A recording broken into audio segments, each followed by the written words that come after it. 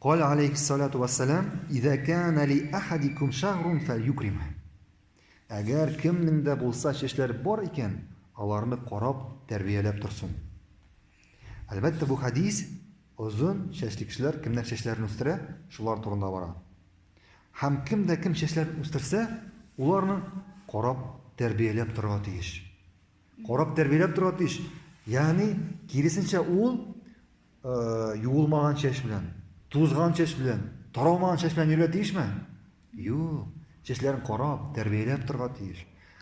Ham bu hadis birinchi xotin qizlar, ya'ni ko'proq xotin qizlar to'g'risida boradi. Xotin qizlar to'g'risida boradi.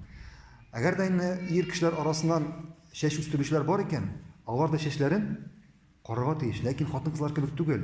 Chunki shuning bizning ikkinchi hadisimiz bor payg'ambar sollallohu alayhi vasallam. Ya'ni payg'ambar sollallohu alayhi vasallam tiydi, ya'ni tiydi erlarni ko'p chechlarini taragan.